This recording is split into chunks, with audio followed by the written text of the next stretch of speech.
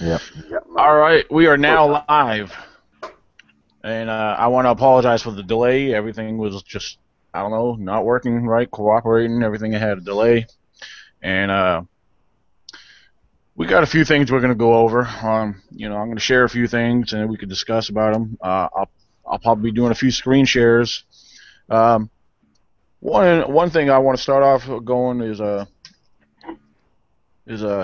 Bigfoot photos. I know a lot of Bigfoot photos. It's been a main topic and a lot of sharing.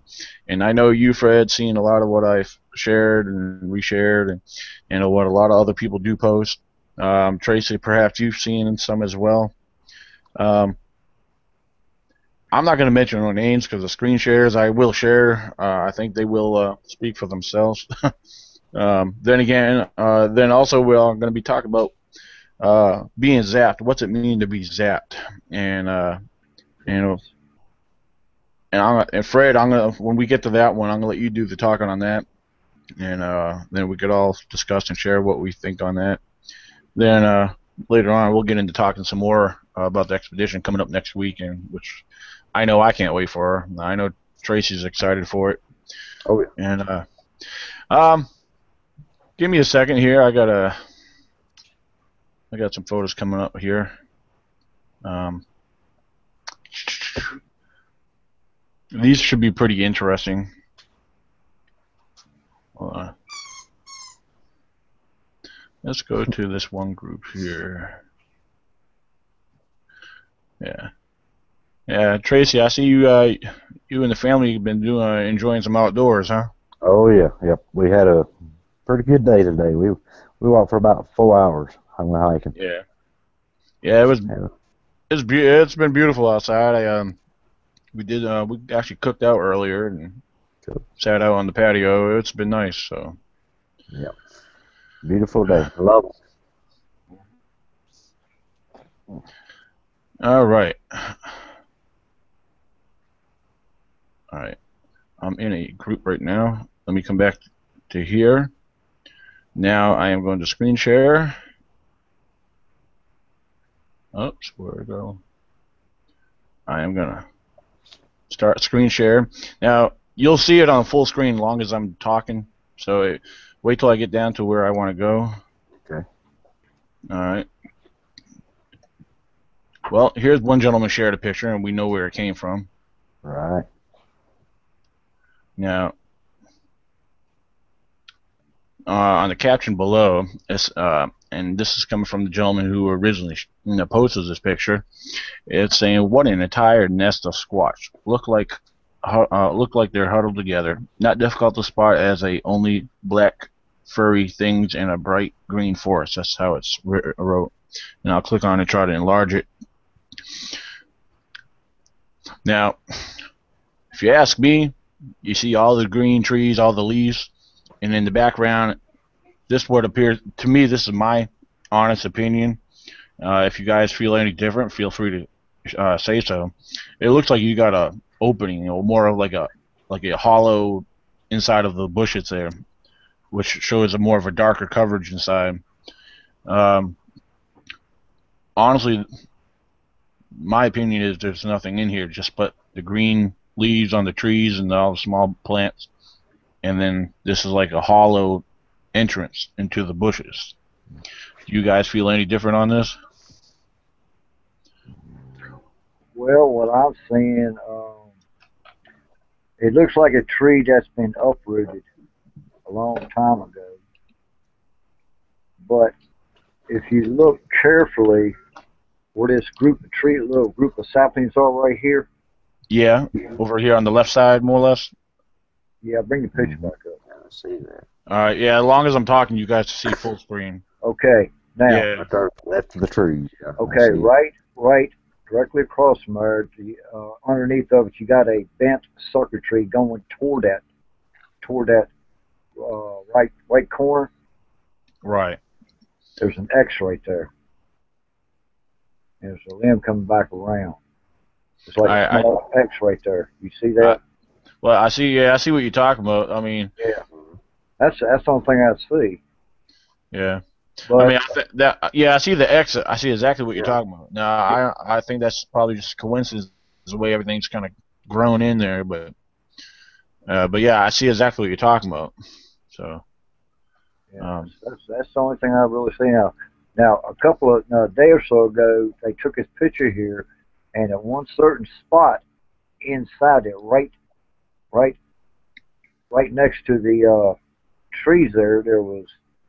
It looked like it showed. It could have been periodola. It might have been a juvie. We don't know, but it was just a little small thing right next to the trees. Looked like a little face.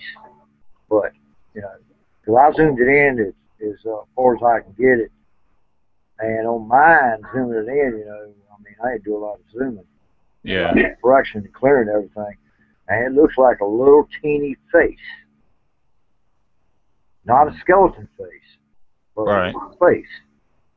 But that's all I can say. I mean, I can't say if that's periodola or if that's a real face. All right. Well, here's another one. I haven't seen this one yet. Now he calls it a couple bearded old guys to the left, white beards and some friends.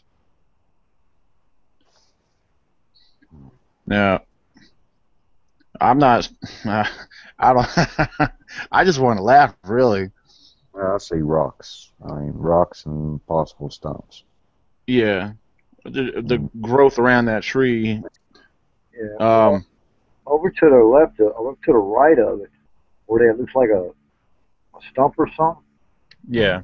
If you look right there where it starts to meet the tree, you got that little black spot right there. It's kind of like it goes down to the tree, kind of has a little instep, and then it goes around behind it. Could that be a piece of wood? The other side, the left side, I don't see nothing. No, that's what they're talking about. Yeah. Now, I mean, how far away was it? Because he don't say how far he is away or what anything.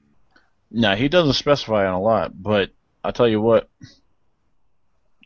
Hold on. Let me go back in here. There's quite a bit they have in here. Of course, now look at the who's this coming from? Now this here, all right. Now this here, on the other hand, well, let me pull it up. You guys can't. Oh, could you? I don't think you guys can see it yet. No, we just. Let me come in the screen share. This one here is different. I have not seen this is coming from this gentleman. And this here actually shows a figure in it. Oh, right here. That's a lady. That's somebody walking. Is that possibly his girlfriend that he takes pictures of with? Yeah. Yeah. All right. Let me read his caption here. This is Kristen and I had a Patterson Gilman moment on our hike today with Clan 1. We were shooting down the trail. I turned around to walk to her and saw some squash running around high speed behind us on the trail. Damn, they were fast. Kristen had the Canon and talking about his camera and turned around and got the tail end of it. If you look before and after shots, we got 3. One with a squash turned back around away. Hold on, let me turn facing us with a second cloaker, and the third with nothing. The 3 shots were taken in sequence in less than 10 seconds. Just a minute before Kristen screamed as one got right up on her cloak and brushed her. We think it was a squash, who was acting kind of crazy. After we went on down the trail, we went out of cloak and gave her 3 shots. After a mile and a half away, we found 15 or so squash around a stump, like still part of a Clan 1, just further down the road. Now, he takes up a lot of photos with his girlfriend. So, like you said, this could be anything. That does appear to be a figure. I mean, yeah, but it's not conclusive enough to say, hey, that's a squatch. Because the head, if you look, the head of it looks a lot lighter than the rest of the body. That's what I was looking at. The top of it ain't the same color as the rest of the body. Yeah, I zoomed it in to 400. And what do you see, Fred? I see a person walking. Yeah. Because if you look right there at the waist area, you can see where the jacket comes in, and where the pants meet and her hip is on both sides. So yeah, we could definitely on this one here we could definitely agree that this is a person. Not a swatch. Yeah. All right. Because I believe a lot of his photography, a lot of his work could be easily debunked. But we could go through a lot more.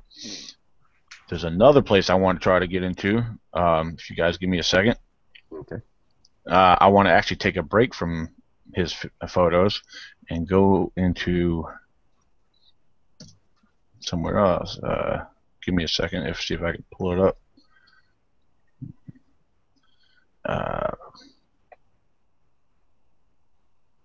Uh-oh. No, that ain't what I wanted. You got to put the T on it. It was like me working with the computer there.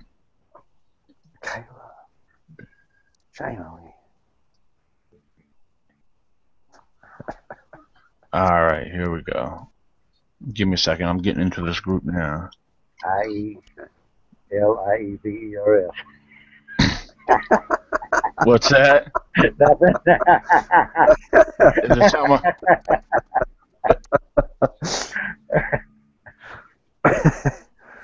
Hold on. This ain't, I don't know if I'm in the right group here. That one? No, hold on. This ain't what I want. I don't think. That one was the person in the outfit. Hold on. I'm probably in the wrong group. Oh yeah. Yeah. Yeah. This ain't the group I want.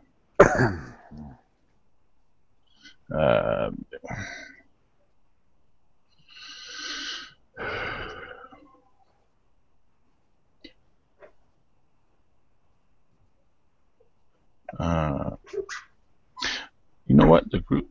I think the group that I wanted is not around.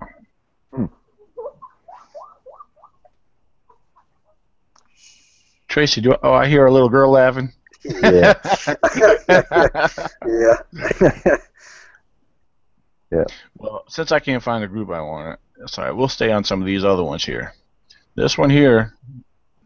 All right, hold on. Okay. All right. Now this. I guess what the guy here, I guess what appears to be some kind of miniature looking face. Yeah, that's a face. Yeah. You can see the mouth, nose, and the eyes. You can see that. Well, it looked like it's huddled up in a root system. But like that's the rest like, of this looks like a bunch of uprooted trees. The trunk of the tree laid over. But now see. I wish I had. I'm wondering if we got pareidolia here. Yeah. Because pareidolia is something that anybody could actually see and make out. I mean, there's a lot of images pareidolia has an effect. I mean, it has an effect on a lot of people's minds. I mean, that does. Like, I mean, there's no doubt that is showing a face, but is it pareidolia or not? That's the question. Well, it's the same color as the root system. Mm-hmm. Yeah. Dirt and everything. Yeah, because look at the rest of it. I mean, that color blends in with all this up here. Then you got more of a brownish color over here, all around it. Yeah, because down on the left, down the bottom right, and up on the back right there, that's the inside the root system, inside the tree itself. Yeah. Like a tree was ripped. That's what that is. But right in the center of it, that's brush, and it's if it was a face, it's peeping around, or just far enough just to see from the eyes forward. I don't know. I really can't really tell. Yeah. It could be pareidolia, but I see a face. But that's as far as I can see. Interesting. I don't think that's well, that ain't a squatch, that's for sure. All right, I'm not sure where Steve is getting these photos from, but there's a few more of Elbert's. I don't know who Elbert is. You know who he is?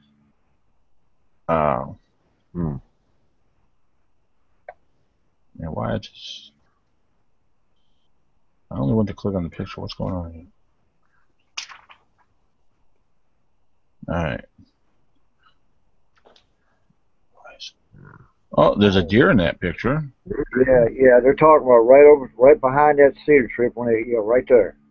Yeah, right here. There's something dark right there. Yeah, he said it was two squatches standing together, one in front of the other. One has a Yeah. calico color face, and the other one looks like a muscular furry. Yeah. I zoomed that in, and all I see is burnt wood. Yeah. No. Because it's just like at first I said, why is the deer so calm? If a squat's Yeah. in the area, ain't no deer gonna stand Be there. that calm, would it? Oh no, they would not. No, they'd be dead in a run. Oh yeah, because I'll tell you that day I was down in that area where when I found the day bed, I had 3 deer to my left, and I never saw them until I saw the flash of their tail. And these deer just didn't hop along like, oh, I see a human just kind of bounce around, bounce around like 15 feet and stop and look at you. These 3 was in a dead run. Wow. And usually during the off season, man, like I've been down there where I videoed them at, videos of the first group. I've seen deer down there plenty of time. They run 15, 20 yards, stop and just look at me, while I stand there. But these were like a dead ass run, so I don't think they're going to stand around too long. All right, we saw that one. Saw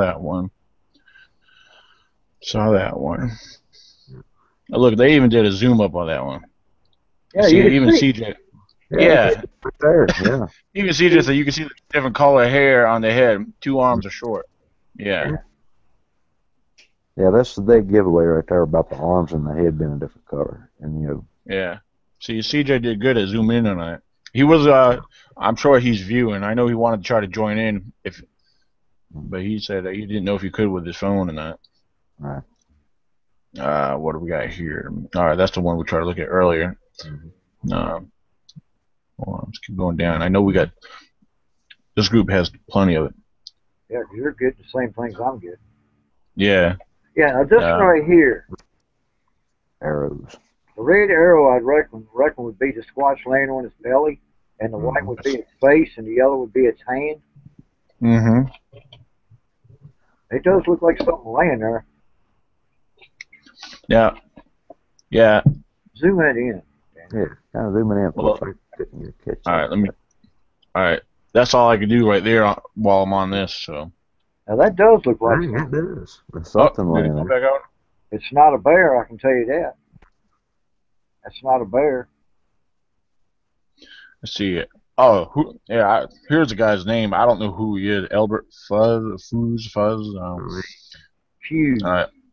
Yeah, he said, here is the real color of her breast before I jacked it up on the first post with the colored arrows. This was around 400 yards, but she came to the tree line to be seen.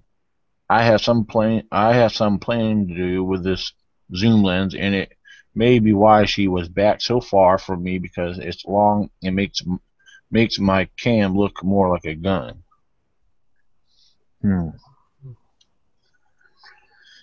Alrighty. Pretty interesting picture there. It does. I mean, he says he's showing breast and everything. All I see is something laying down. Yeah.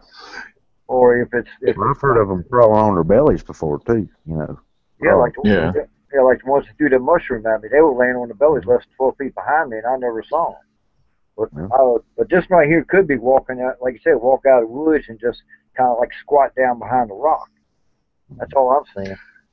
Yeah, that's a very good possibility. But then again, the only thing is with photos like this, for example, you can't clearly make it out.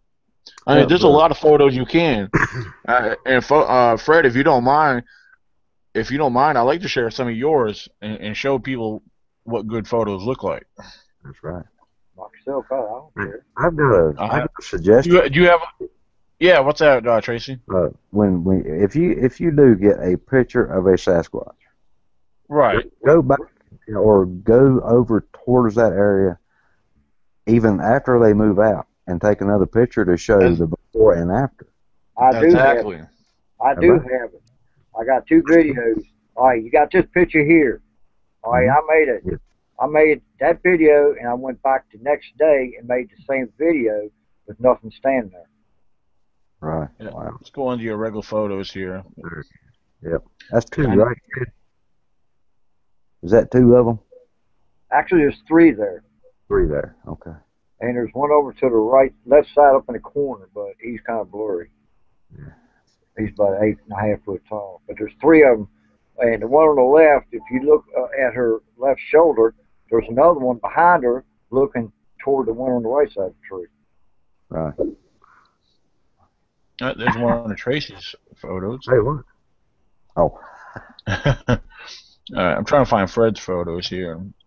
I know there's one in particular I really want to show. I think. Hey, there's Fasano. Who? What? Fasano. Okay, take this one right here. That Which one? One right between Fasano's face and the Confederate flag. Oh, that's Fasano's. Go down. You got a Confederate flag. Then you got the next one. This one? Yeah, that one. This one? Yeah, try that one. There you go. Okay. Now, if you notice, you can see the pointed head because she's laying. She's on her. I don't know if it's a he or she, but it's on its squatting down behind the tree, kind of facing. See where I was at, she was facing right. And you can see the cone on his head. You can see his shoulder, the forearm, the chest, and right behind it, there you see there's another one. There's a cinnamon brown one. You can see the pointed head, the side of it, the eyes, and the face, and everything. Now, y'all take one there. Yeah, Fred, you know the one photo you got? You actually did a video. You did a comparison, a still shot of it, and there was and you did have a before and after. I think you might have it in here. If it ain't in here, it's probably on your timeline photos, right? Which one are you talking about? The one that's back to me? Yeah, well, it shows the shoulders and the head. Yeah, it's the one that's back to me. Let's see. I think it's on my timeline. It's not appearing that you have it on. I bet you. Let me go to your timeline. All right, go for it.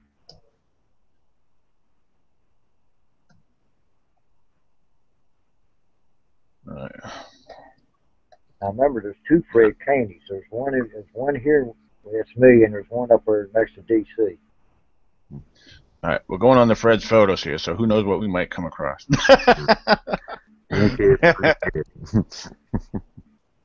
All right, let's go to albums. I haven't been on these in a long time. All right, under this one here, it's showing you got 42 photos, so I bet we find something good under here. All right, give it a second to load up.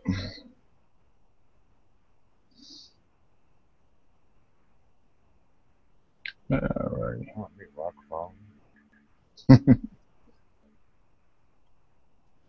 Now, Fred, in this photo right here, it looks like you were having a bad day, huh?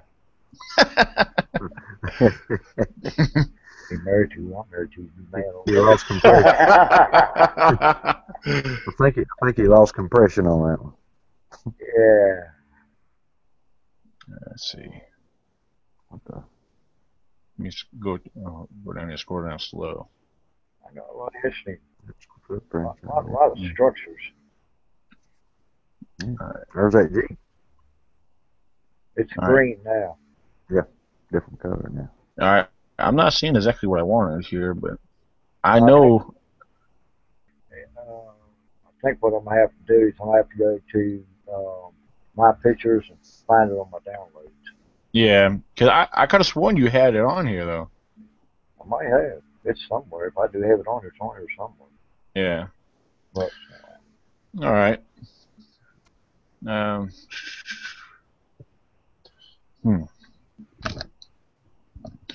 right, let me get back out of here. You know, I had 3 people defriend me because of that picture right there. All right. We'll do a couple more photos, and then we'll jump on to the next subject here. All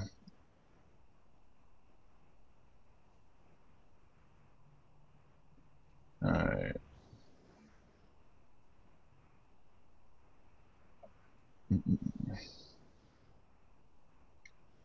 Yeah, Henry got a hold of me today, Daniel. Oh yeah, from Ohio. Yeah, and he said Double R never showed up. Who? Double R. Who's that? Yeah. Oh, head guy. What likes to be a movie star? Yeah. Oh, Yeah, he never showed up. Oh, I'm you not. missed. Oh, you Yeah. missed it. Oh, you missed it all All on the last hangout. right, let's see what we got here. All right, come on. Oh, I did see a. I think I shared a link with you a day or so ago. Of M.K. Davis did a remake of the Gilman Patterson film, Mm-hmm. and he made quite a few discoveries that was not consistent with the story. Right. He's got Gilman saying on one recording that yes, I was the one that took a picture of him, and then on another show, he got him saying I never touched the camera. But he's got a whole bunch of stuff that's kind of it's throwing discrepancy in that video. Mm. Patterson film. All right. Here is. I think this will probably be the last photo. This one here. There's clearly no Bigfoot in this one. You got all the ferns, a couple trees crossed over, and then you got the tree in the background with some moss on it. All right. Here is a BF Deals photo, and this is what's this is his post his words underneath. It's been a long day. All right, he's talking about his son to start off with. My son is kicking on, blah blah blah blah. All right, all on the field. Blah, blah. All right, looking for one more money shot to leave with you. What a cloaker! Looks like going into a brown smoke. All right. I see Clearly, the brown mist. The brown smoke, mist, or whatever it may be. It's very clear to see that. But is this a possibility that this is? I mean, we know this kind of cloaking is not what we believe in, and there is a lot of people that do. To me, this is possibly a glare of some kind of sun glare off the lens itself. Well, fingerprint can glare, make a sound. You know what? That's a good one. I didn't even think about that one. That's a good one, Tracy. Possible fingerprint. Yeah, that's a good possibility. I didn't even think about that. Yeah, I get that on my cell phone a lot. If I've got this, yeah. Then you can't make out what you're taking a picture of. Yeah. Like now we had this. I mean, when it comes to cloaking, we had a discussion with Shane Bradbury on looking for Bigfoot about cloaking.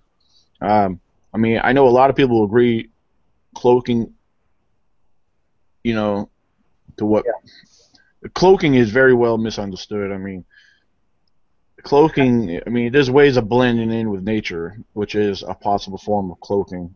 But to turn invisible, what's that? Go ahead, Fred. But how is something, like I made a couple of my videos, how are you going to take something that's 8 to 10 foot tall, 7 to 1,500 pounds of flesh and blood, meaner than a rattlesnake, and he goes, poof, I'm camouflaged. There ain't no way. Yeah, there's no creature on Earth that could turn itself invisible to see through. No, their cloaking, to me, is using nature as itself to camouflage because they are an ambush predator. Mountain lions, bobcats, wolves, any animal that's a predator uses nature as cloaking camo. That's exactly. That is there's no other principles about it. And as far as UFOs go, with Bigfoot, that's a bunch of malarkey. They are, I believe they are a tribe. That survived. Yep. They're half human because they do speak. I have audio that Paul Halsley downloaded on that video where on the video where I recorded them saying and we are here, so they do speak English. Yeah, well, and while we're on the subject of Bigfoot, I mean, if anyone was to ask me what do you think Bigfoot is, I believe they are a form or unknown, studied species of primate. Only because if anyone does the proper research and looking at all the structures and all the details that we've come across in the field, everything points to the known, to known primates. It's all part of their instinct. Their X's, their structures, their tree bends and limb, and that's another thing. What we were going to talk about is the structures. I think ending with this photo, I think we can get into some of the structure talk here. Right. And but yeah, I think we come to the conclusion this is BS, and possibly this man is looking for attention. I don't know. Everyone has their own opinion and their own theories, but I know I will share my opinions and my theories. And but every creature on Earth is a flesh and blood creature, and there is no more than that. They do not have no mythical powers. I mean, of course, the human mind has an imagination beyond, this world sometimes, but they want to believe that creatures could be more than what they really are. So this is just a picture of ferns and trees and moss. Pretty much. Yep. Thumbprint. All right. Oh, I just had a message from CJ. I'm watching. I'll jump in after my kids settle down. There's a lot of daddy watching me right now.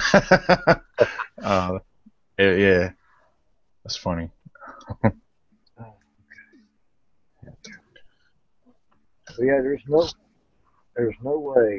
Like I said, there's no way a Squatch can blend. I mean, they can blend in. I've had mountain lions come right in on me, and I never even heard them or seen them. Well, think about it. Have you ever seen on those Discovery shows where a lion or a cheetah or any wild cat in tall grass, before they make their move on their prey, they get down low and they are blended in with the leaves. I mean, not the leaves, but the grass, and a lot of animals do naturally blend in. So I think we had enough of the video. I mean, the photos. I know that one gentleman in particular. I mean, he's not the only one, but he's big on this, and I'm calling BS all the way. And I know a lot of people will agree with me. And I mean, everything I've viewed of him, and other people have too. He's very inconclusive on his photos. Well, it seems it doesn't bother him too much. Oh no! I mean, I'm thinking perhaps this guy is having fun, but he insists on sharing his stuff. One point that CJ Goddard made a point of yesterday online with a comment. He had a very good point, and since he's not on here at this moment to share it, now he told me that he's been involved with getting into this probably a little over a year now.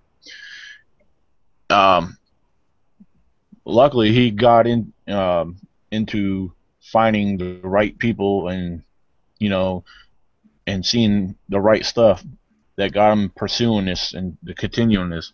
He admitted with somebody like BFD, if he was to start seeing a lot of his photos and seeing a lot of the work he does, people like him give a bad rep simply because if somebody new comes into this and sees that kind of work, they're going to think, oh, it's all a joke, so yeah. Why post bogus photos, of pictures where there's nothing in them, and and then, well, if this is all people are seeing, if there's nothing really there, why even bother? It makes the whole myth or legend a total joke when, without giving the proper time and doing the right research, I mean, you're not going to know. You're never going to know, and all you're going to believe is there's nothing really out there, where we believe and know there is.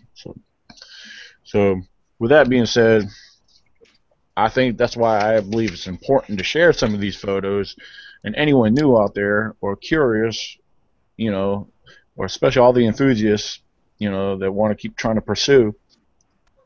Let's try to show them, something that's more conclusive. Or like Tracy mentioned, if you're going to post photos, start showing your before and after photos with the same background, and that way, hey, at least there's something there, and there wasn't something there that later on. So, I think that point. I think I got that point, and Tracy made that point pretty clear. But for now on, I think I don't know. I know I haven't been the only one. I'm glad all the people starting to jump in and share these things to realize that these photos are just a big joke. Like you probably seen my football play I posted on River Valley. Like everybody kind of got a kick out of that. People circling everybody circling a little shadow all around them. Oh yeah, yeah, you definitely have fun with that one. Yeah, I had some fun. It looked like a kindergarten's football play, Yep. So. Yeah, that was a good one. I like how you did that. So. Yeah, this is my kid's idea. No, yeah. All right. Yeah, go ahead, Tracy. Oh, you go ahead. Something? Nah, I'm done. Okay. Well, the next thing I want to talk about is something that's very common when we come into the woods. Tree structures. Let's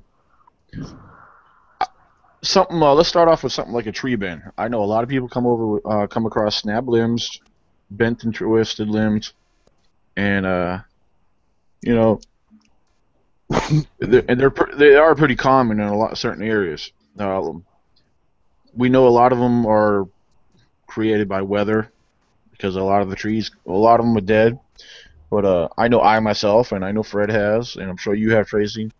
A lot of your tree bends and your broken limbs, twisted limbs. They're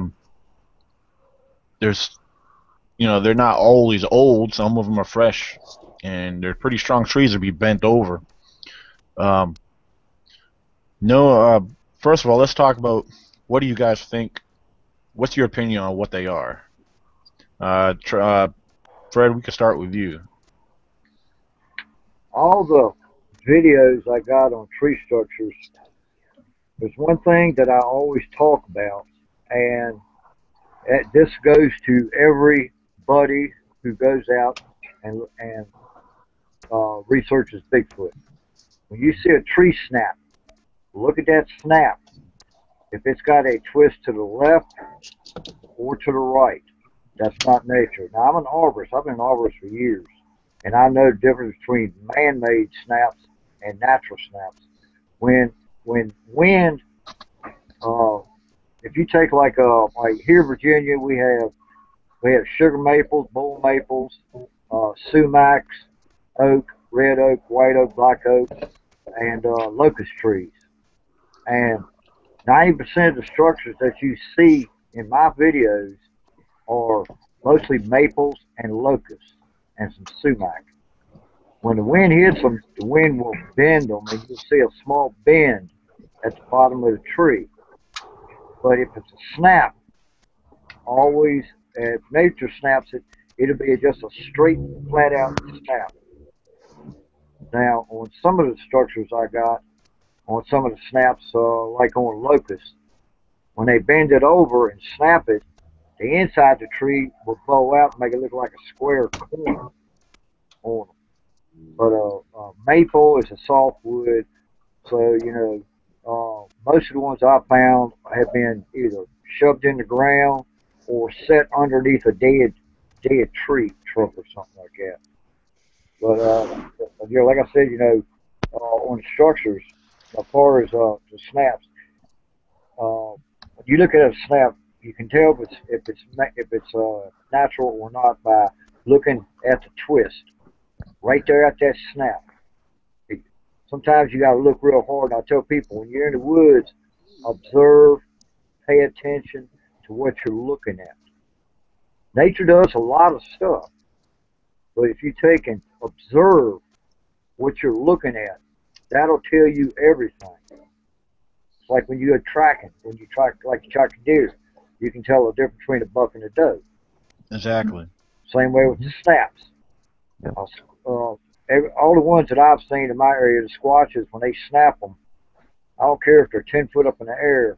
They'll snap a limb or break a limb. It's always got to twist to the left or to the right. Mm-hmm. And talking about in the direction they're bent. Now, a lot of people think they're directionals. If they're bent into a certain direction, perhaps that's leading to something.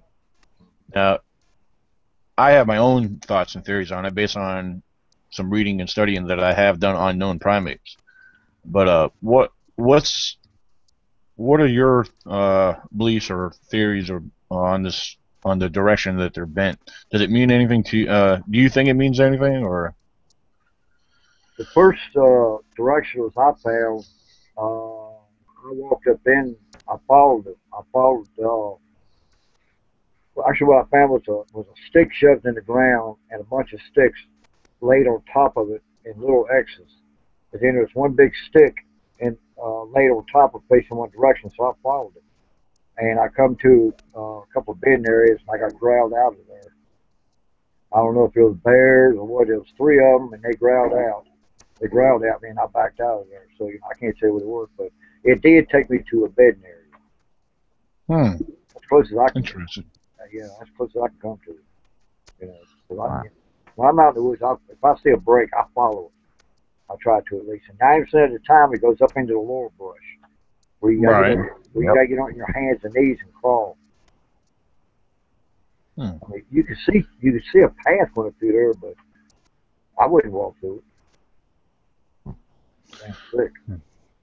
Tracy, what do you think about that? As far as tree bends, I mean, do you have a theory of your own that you might think what they are? It's pretty much exactly what y'all said. The tree bends that are in a directional thing.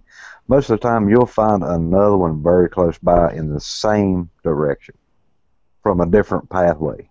Like you come up on it on one way, and then you follow it. Well, if you go back up another trail, you'll find another one facing downhill, but same direction as the other. Most of the ones I found have been in the direction of water and heavy cover. But there's, you've got the tree bends, you got the tree bends that are arched, that go to the ground. There's nothing holding them down. Right. Now, I've done a little bit of a study on that myself, and I've went through different internet. I'll have to find them again and share them with y'all. But there is a thing with a smaller tree that isn't very big, and it's real. The smaller trees like 4 inches in diameter to ground, and they go up and they're about 2 inches at the top. If you find one that's is arched over, there's nothing holding it down, the leaves are still green on them, there is a possibility of this, that the water in the area is very, like if it's in the bottom. The tree is soaked on so much water that it's got too much water. And what happens is some of those trees are naturally weighed down with the water that is inside of them. When it gets cold, the water freezes. Right. And then it automatically bows it over. And then that tree does not ever straighten up again. It's just bowed over, and it keeps growing and growing, and it grows till it grows to the ground. Now, I did find out that, it's natural things. We got to keep an eye out for the natural post, what Sasquatch does. But that's very good. I'm sorry. Go ahead. I like to look at these tree structures and think that the possibilities of a Sasquatch. But if you take into a fact that wind does a lot of damage, but if you cannot take a tree, nature could not take a tree and literally break it over, and looks like something, most of the ones I have found have been broke over, snapped off, and it looked like something now this is something I've found very recently, and it looks like something has walked all the way around the tree, holding the top of that tree, and walked all the way around and twisted it where it had broke it and left it where it had started breaking it over. One complete turn. And you know, wind cannot, unless it's a tornado, you know, and then it would probably snap it right out. But what I found is these things, they break them over, they walk around the whole tree itself with the top of it, and then leave it where the direction that their water source or their heavy cover is. And that's one of their signatures. And if you look at the, you know, like you said, the primate background, the known primates, the gorillas, they do this. They actually break the tree over, and they'll twist that tree around with a twist or a half a twist in a direction. And most of the time, it's the nest. Mm-hmm. You know, Sasquatch may be a little bit more intelligent than a gorilla, and say, okay, we're not going to tell each other where we live at. But let's give others the direction of the water source or the heavy cover. That's what I. Well, that's actually very good. I'm glad you shared that information. Was very informative. I'm glad you did. Well, I'll tell you, if you ever get a chance to read some of Ian Redmond's work on primates and their behaviors, he actually has some pretty good stuff. I mean, that's what the man does. The man, it's what he's that's his line of work.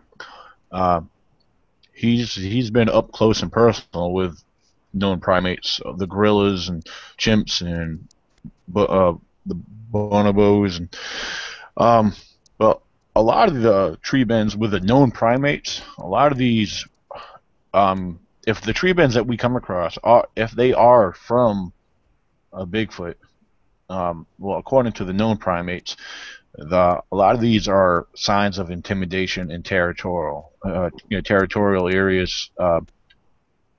Pretty much, I mean, there's a lot of different things that indicate that there's territory, possible territory. But there's two that I know of. Yeah, go ahead, Fred. We got that big X I showed you in the apple orchard. Mm-hmm. And on that trail, me and you found that in Candy Ridge where I got zapped at. We didn't walk out far enough, but there was another thing I've seen. I've seen it years ago in the same area, but I never paid attention. There was a tree, a big tree with a fork sticking in it, and there was another tree about half the size of it, but as tall as it, shoved in the top, making it look like a plus sign. Right. Now, I've seen a lot of them. Yeah, that's a good thing to bring up. The X's. I know, Fred, if you recall, I got a picture of it. It's actually on a video of when the last time we went out camping there, up behind our camp, going up the hill there, the mountain hill. You talking about that big X I showed you, one, two, three going together? Right behind the camp, right on top of that, very top of that ridge. Oh no, not that. I think it was a little lower before we got up that high. There was one. It was. I mean, it's very clear. It wasn't nowhere as big as the trees that you showed me that you had an X in your area. Oh, you're talking about the one on the left side as you're going up. Those pines. Yeah, because you were up way ahead of me. Because when I started going up, I kind of went off to the left going up. Yeah. Okay. Yeah. I think you stay more in the hollow area going up, but yeah, where I was going up, I had a nice X. I got it on video. It's actually on one of the videos on the YouTube channel. But yeah, that was just one X. And then we also had the other structure when we came up and then came back around the backside. You came across it first, because I actually got the video and I got photos of you actually standing underneath of it. It was actually almost like a teepee type structure where everything was like, there were like maybe 3, 4, maybe 5 trees altogether involved, but they were probably no more than 2 or 3 inches round. But I found that interesting. But another with the X's, I believe they're also indicating there's a dominant either male or female in the area. So, but yeah, a lot of these signs and structures, yeah, if they're not territorial, they're also indicating there's a dominant being in the area. So, I mean, I'm taking the belief off of my studies and what I've come across in readings. I mean, it's a form of communicating with other possible primates in the area. I mean, of course, the creatures themselves have several ways of communicating. Um, if we're not gonna, if we to get off the subject a little bit, anywhere from facial expressions, the body, body movements. A lot of their known primates, all their movements and everything they do mean something. I mean, our known primates, they're very intelligent. I mean, they're smart creatures and they know how to communicate. They all have their own language. Like as Fred said, they do speak, but um, I mean, even our known primates, our chimpanzee could learn how to sign language. So that kind of, to give you an idea how smart these creatures are. So, but it's the as far as other stick structures and tree bends, uh, what I found fascinating. Now, this here, I'm not sure about. I think Fred, I think it was the second time, no, the first time we went out camping. This is way before we found that trackway. We found like the true trees bent over, and they were actually kind of weaving together. And one, it almost looked like the archway, but they were they were weaved together. Yeah. Now those are there. I find them very interesting. I'm kind of fascinated by stuff like that when they're actually not just bent over, connected, when they're actually weaved together at the ends. Now this year I'm not sure about. I'd definitely like to know, is this, what's your theories on this here? Because I'm still kind of looking into something like this. I mean, I have my own ideas about it, but I mean, is it another meaning of direction, or is there something? Is there a reason why something like that would be put in a certain area? Why two trees are bent there? I mean, first of all, before you guys respond, and we know that bears do bend and play around with trees. We know they climb trees. Um, but is it possible that stuff like this is done by bears? Which I don't know. That's kind of a stupid question because we know bears can't weave. They don't have the hands to maneuver like a primate can. And we know like a Bigfoot or known primates, they have hands and fingers just like humans. So a bear, but a bear, like when they go up and if they try to break a tree, they'll push on it. They'll stand up and push on it. Kind of almost shake it, like give it a shake until it snaps. Yeah, if it's a tree dead enough, it'll either snap or he breaks it, or he pushes on it, or it'll uproot. But the tallest bear we have here that I know of, the average bear is 5.5 foot taller than max. Yeah. So anything up beyond that, I don't know. But bear, yeah. I have seen bears where they tore the side of trees up, getting, looking for grubs and stuff. And I have seen them myself push trees over, and they do bend trees over in the springtime to eat. There's certain trees they like sumac trees, right? Oak trees, maple trees. They bend them over to eat the leaves off of them.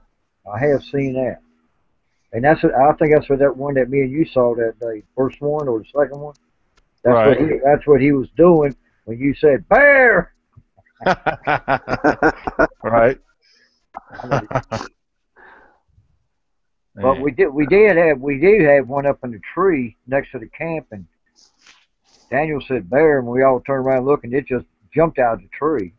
Yeah, that's what got my attention because we were talking to those other young campers that were nearby, and we hear something, look over, there it is, the tree coming out of, the bear coming out of the tree, and next you know, all you see is rear end jetting. Taking off. But they do bend over trees, but once they get what they want, they let go of it and it snaps back up in place. Plus, another thing you'll find is you'll find logs that are pushed over, and you can tell a way a bear digs. And if you find, like if you're out in the woods, you see right up next to a tree, you'll see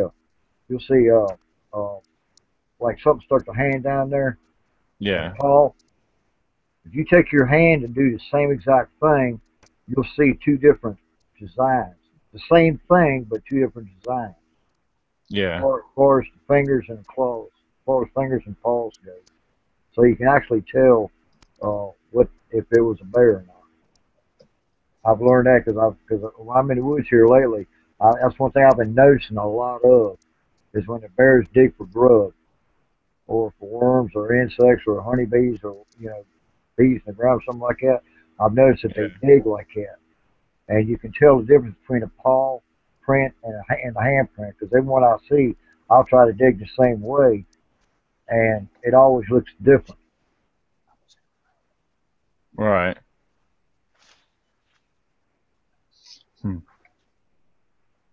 Very interesting. But most people don't know that bear's been. Hey, hold on a sec. Okay. Hey, you guys hearing some feedback? No. Yeah, I'm not hearing no feedback. I didn't either. All right, hold on, guys. Something's happening on my end. Okay. Okay. Hey, Tracy. Hey. All right, there we go. Did you meet Grandpa Larry Davis yet? Yeah, sure have. What do you think of him? I like him. He's pretty cool. He's been in this area for a while, I think. Yeah, he lives down there. Yeah. Hey, let me ask you guys something. That's kind of bringing up, almost leading into the next subject here. I do want to discuss and talk about the upcoming camping trip here next weekend. Tracy, you asked me about this gentleman, the Grandpa Davis guy. Yeah, sure have. And it sounds like you know him too, Fred, right? Yeah, I met him up here. The way I met him was when I made my last video of odds and ends a couple of weeks ago. Well, I come out of the woods and I heard this horrible. It sounded like something dying, So I sat there for a few minutes and wait a little more. And I heard it again. I said, I got to check it out. I went up the road by about 400 or 500 yards, and I seen him. He was over on the same side of the road I was, but he was in a camp spot there. What he did, he got on the PA system and started squalling. That's how I met him. But actually, the way I met him was I heard him, but I didn't know who it was. He called me. And I had just walked in from up there, and he called me, and I met and talked to him, and I went back up there and I met him. We sat there for 2 or 3 hours and talked. Yeah. Now, this gentleman here, who exactly is this gentleman now? He is retired. I think from the military, wasn't he? Yeah, but he traveled. He travels throughout the year, different places, through Allegheny, through West Virginia mainly. Saltport Mines, all sorts. Yeah. Oh yeah. He goes. What he does is, through the year, he'll call ahead different campgrounds and reserve campgrounds for so many months, and then he gets a cabin up here in Whitfield. I think about 4 months out of the year through the winter months, gets him out of the van. But usually he stays in that van. He travels and camps out in these vans, and he's got the areas, and people come and give him fresh reports all the time, and he goes and researches them. Plus he does give a few, like someone asked him, can you come and talk about your adventures? I mean, stuff like that, too. He's a very, very knowledgeable man. Oh, yeah. Once you meet him, you'll like him. 37-year vet of researching Sasquatch. Yep, that's it. Awesome. Yep. Well, that actually reminds me of some gentleman I want to bring up, which I hope, as far as I know, he does plan on attending for the weekend. He's another old gentleman who, when I was telling Tracy about him, Tracy thought that's who I was referring to. Mm-hmm. This gentleman here, his name is Richard E.C.B.R.O. He lives out in Singer's Glen. He's actually lived all over the valley, and this man growing up through his younger years and everything, this man's literally lived in the woods, and he's camped, he's been out there, he's roughed it. This man here, he's encountered the mountain lions, and he's had a lot of activity with bears, and then he's actually had some activity that when he was much younger, at age 17, that he cannot explain. But after he told me what he did, I told him, I said, you had a Sasquatch behind you, and the Sasquatch. I'll try to give an idea on the story. He could give it better, and I plan on hopefully he'll share some of his stories. He has a lot of stories, but this one here is what was very interesting to me. He was 17 years old, and he was wherever he was. There was no houses in this area. It was all wooded, but he was on some roadway, uh, and the feeling came over him where he knew something was real close to him. And next, he's starting to hear a growl, and all he did was slightly turn around, and he sees these two red eyes up on the hill behind him. And all he knew how to do was, he didn't give it no thought. He had to get out of there. But according to the height of the eyes that he saw, they were around the 8-foot range. And like I said, what got him to turn around was the growl. He already had the feeling of the presence behind him. Something like the hair on the back of his neck was standing up. So that actually, I believe that was part of infrasound. Perhaps it was giving off that growl, but something before that gave him the sense that there was something there. So, but this guy here, he's a very cool guy. Like I said, his name's Richard Seaver. He's in his mid-50s. He has some good stories. He's probably not as old as the gentleman you guys are speaking of, but I think you guys will really enjoy him and like him as well. He's a real good outdoorsman as well, and he tells me a lot. I actually work with this guy, and he's pretty cool, and I think you guys will, get along with him real well. But actually, I wanted to jump into the expedition talk, but we're leaving one thing out, and I don't want to skip that. Being zapped, what's it mean to be zapped? That's a big topic. A lot of people experience it. Fred, you have, and I'm going to let Fred take this away. Fred, if you want to explain what it feels like to be zapped, what exactly is it, what it does to you. I think it affects some people different. I've heard a few different stories, but Fred, it's happened to Fred, and I'm going to let Fred take it away from here. And I think Fred could explain what's it mean, and what's it feel. So, how about it, Fred? All right. First time I ever got zapped was in the area that I videoed them in.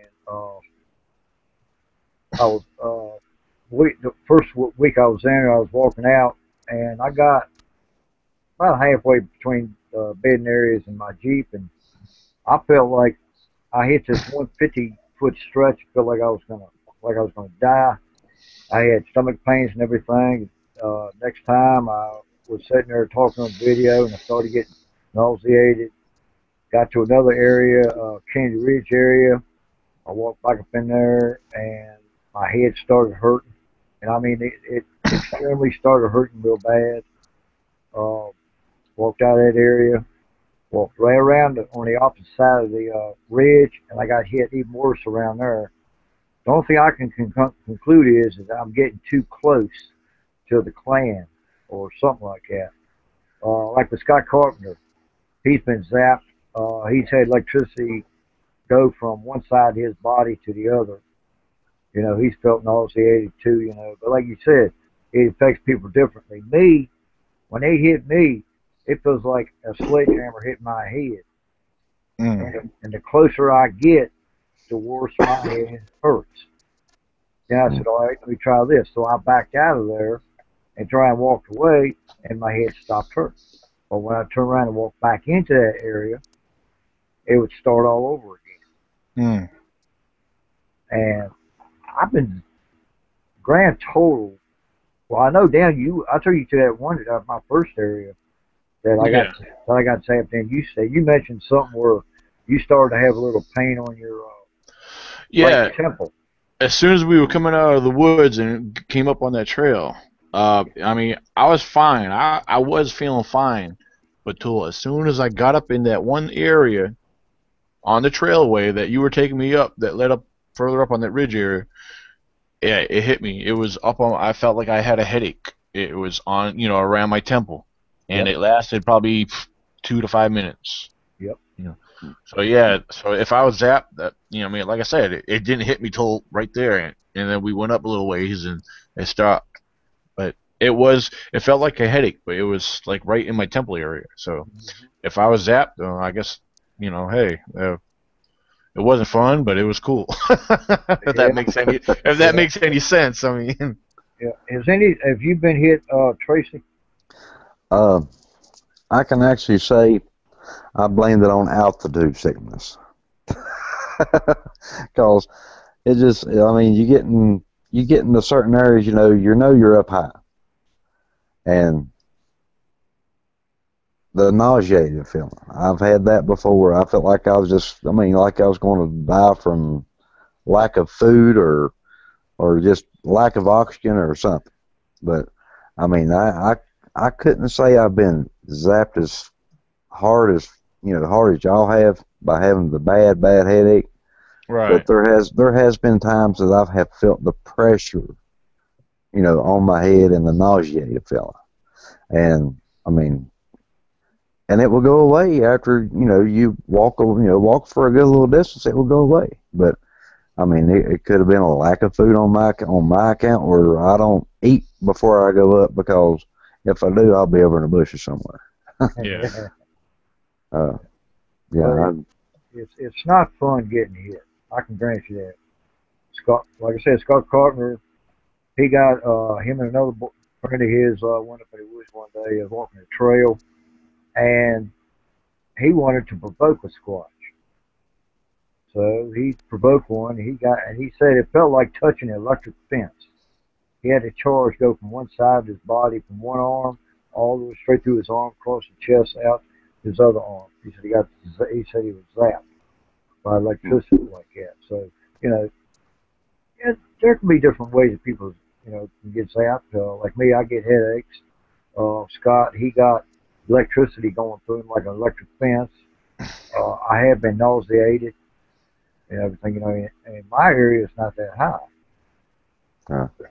Unless I walk up on Bald Mountain. Now, when you walk up on Bald Mountain, once you hit the halfway point, it levels out, but you're still rising. That's gradual grade, and you do feel a little bit of difference in the air and the pressure on your chest and stuff.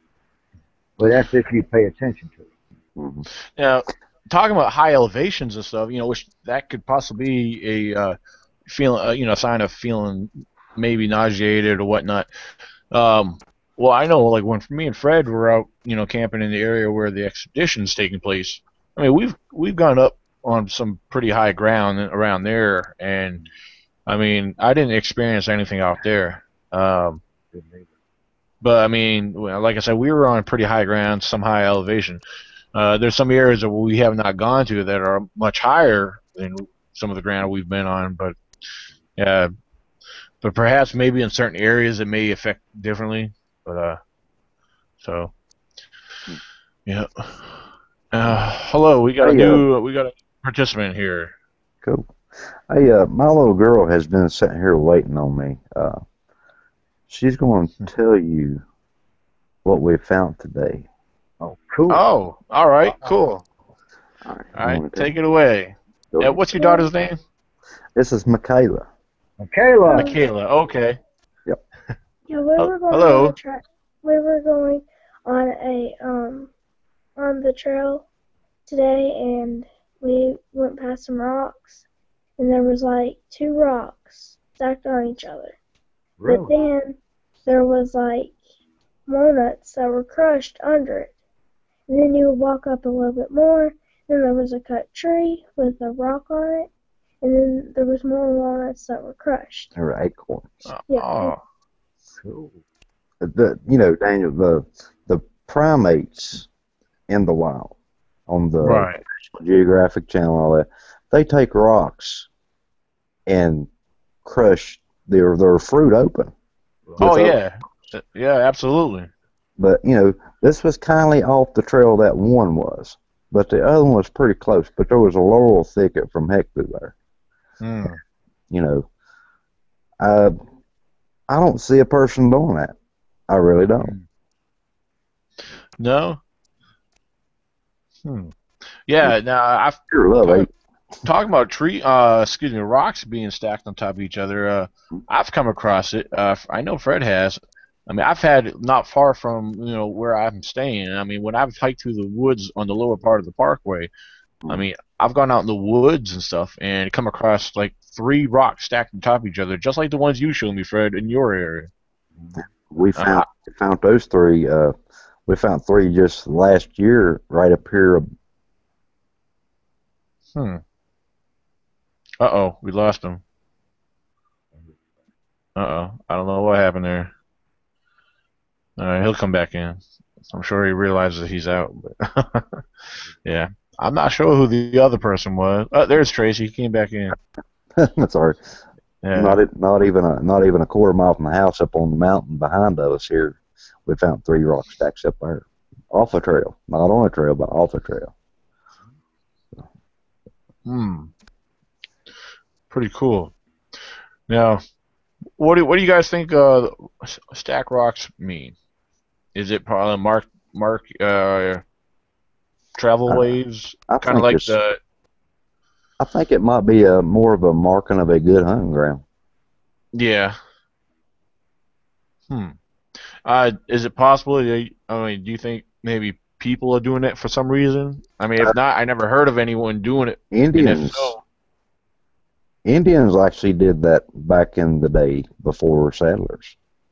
Right. They would stack for spring water. They'd take a rock and stack in the direction of spring water. They would stack so many rocks. It wouldn't just be, like the 3 rocks. It would be like 50 rock. I mean, it'd be like big rock stacks. I mean, kind of like the ones you found. I think it was you, Daniel, that found the slate rock piled up, kind of like a fireplace, wasn't it? I don't know if that was me or not.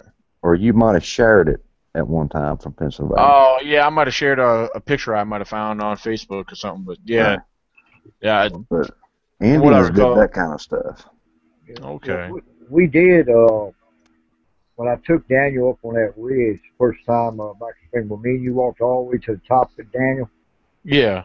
And we was coming. I was hunting that day, and we got to the top. We was coming down. I sit down, and right behind me there was a lot of stacked rocks. Did you know limestone rocks were stacked?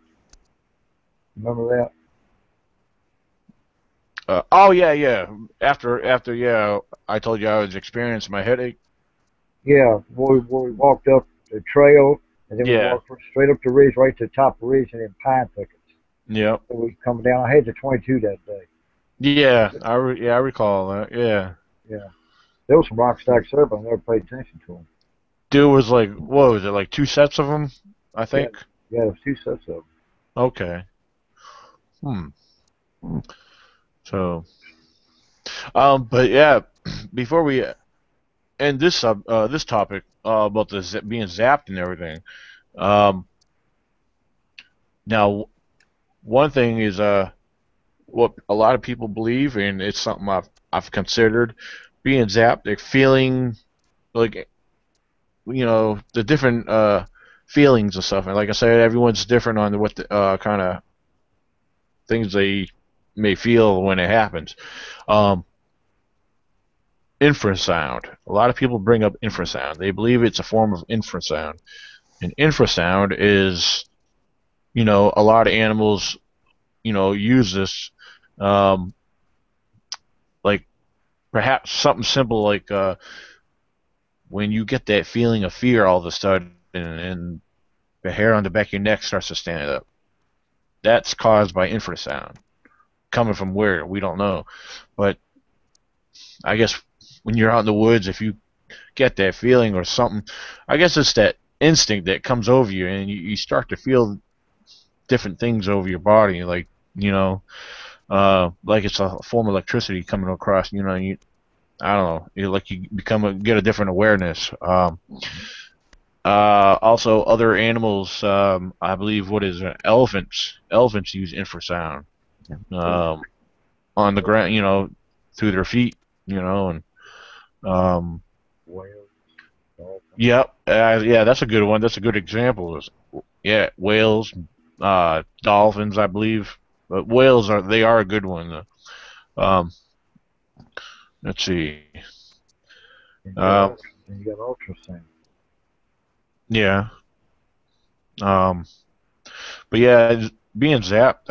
I mean, I believe infrasound has a big part of, or participates in the being zapped process. Uh, Yeah, 'cause I'll tell you, there's sometimes I go out in the woods, and especially when I'm walking out, when it's getting ready to get like when it's about going in the dark, hmm and you ain't got a flashlight. That's when your senses kick in. Yeah. And believe me, I mean, even sometimes I've been out there during hunt season, up in these areas, and I get to one point and I just, stop. It's like I get a shiver going up my spine, like something's there. I guess you call Yeah. it sixth senses. I guess I don't know. But Yeah. whenever, Yeah. but whenever I get to one certain part of a location that I'm at, if there's something there, I know it, and I Right. try to get out. I try to get out of there as quick as I can because I don't like that feeling. Hmm. But I always get a smell right afterwards, some kind of ammonia smell. Hmm. Now, as far as ammonia smell, I can't say I've ever. Well, wait a minute, I take that back. Well, not exactly ammonia, but I mean, I have smelt the urine twice. I mean, that one time with you, when we first camped, we were hiking through the, just west of our camp area there when we kind of more or less first started in. Um, That's when my blood. That's when my bloodhound nose kicked in. yeah. And then, Well, I told you. I said stop. yeah, yep. Um, then the second time I smelt it was when I was up on the parkway there hiking through the off the fire road there.